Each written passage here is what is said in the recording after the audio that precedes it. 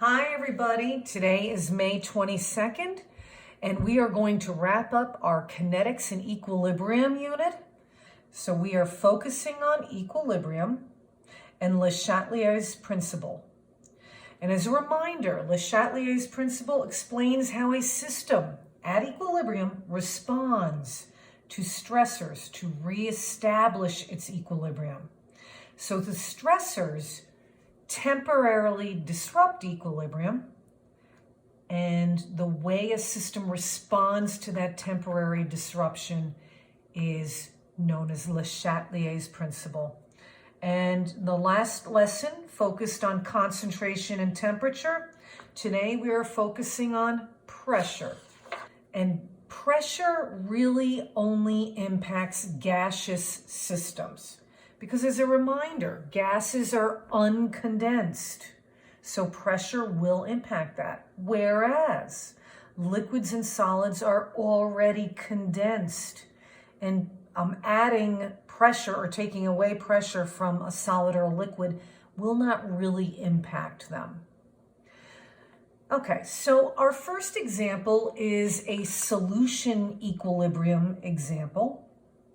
Okay, so this is a physical equilibrium.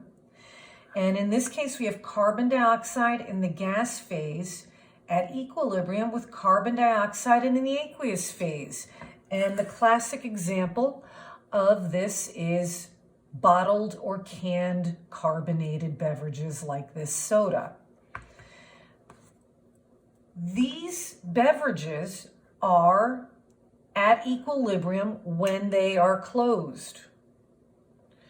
As you know, if I popped the top off of this, you're going to hear a lot of fizzing. And if this is at room temperature or slightly warm, that fizzing could be very violent.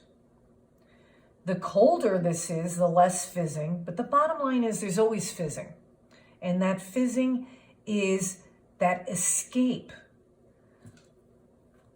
of carbon dioxide gas, because I am releasing the pressure here. So what we're doing is when we open a can, for example, we decrease the pressure of that on that system. And when we decrease that pressure, we're going to favor the gas escaping.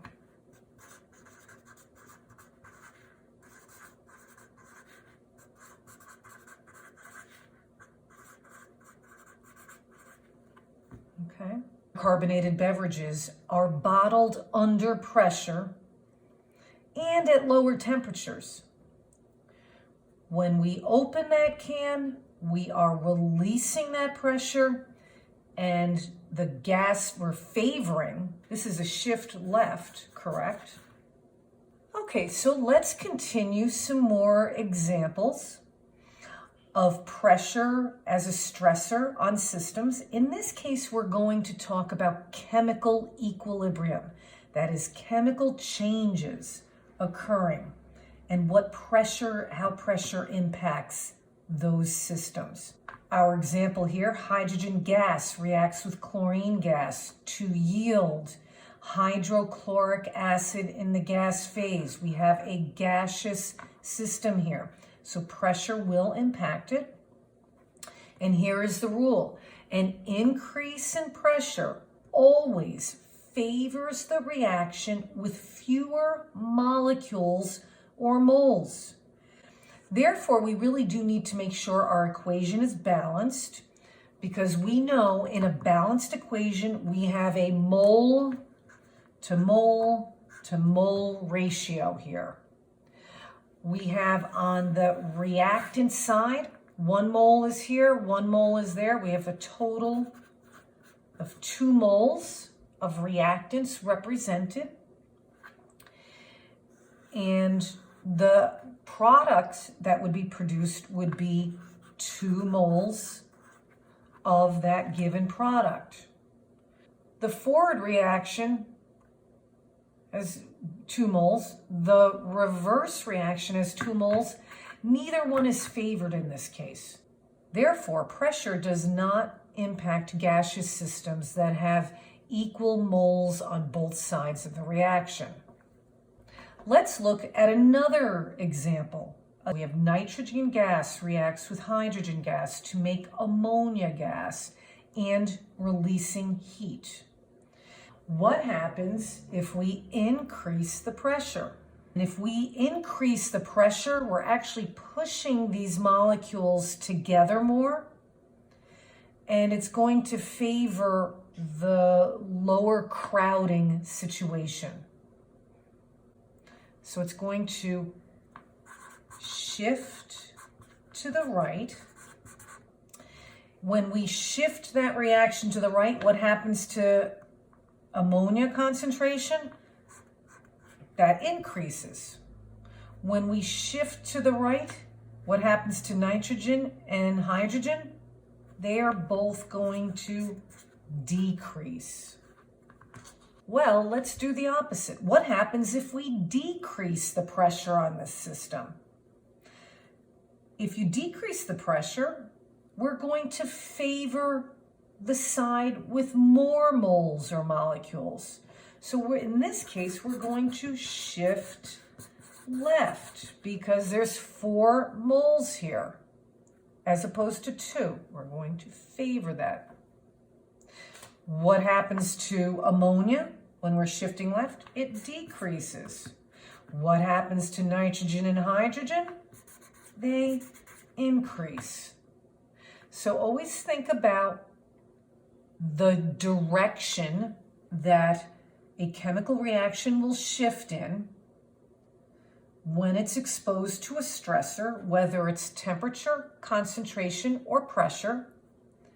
And then you can assess each of the species. Will they increase or decrease based on that temporary shift?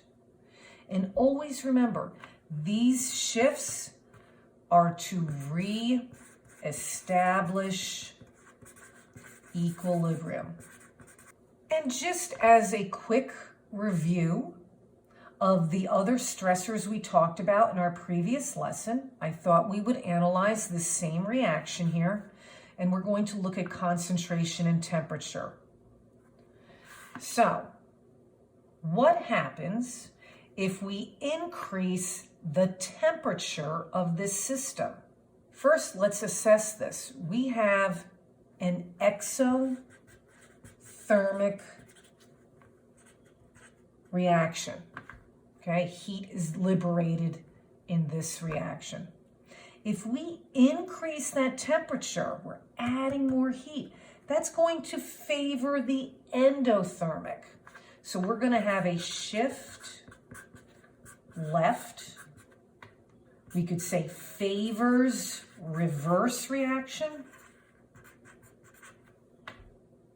And in this case, it also favors the endothermic reaction.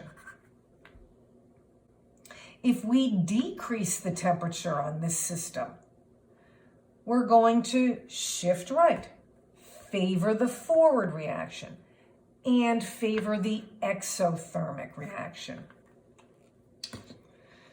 Okay, so let's look at concentration. If we increase the amount or concentration of hydrogen gas, here we go, we're adding more ingredients here. We're going to shift that reaction to the right. We are going to favor the forward reaction. What if we decrease the ammonia? So we're taking some product away.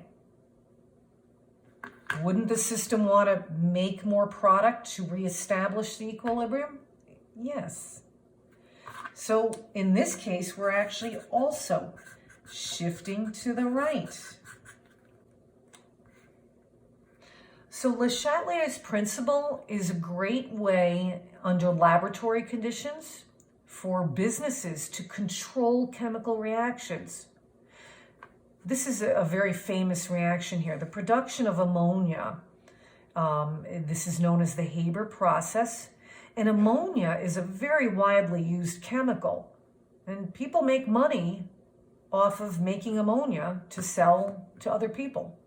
So if I want to make a lot of ammonia, I would want to, as this reaction is proceeding, I would want to remove some of that ammonia to encourage the production of more ammonia. So we can manipulate chemical reactions and cause shifts to the right or to the left to regulate how much product we make.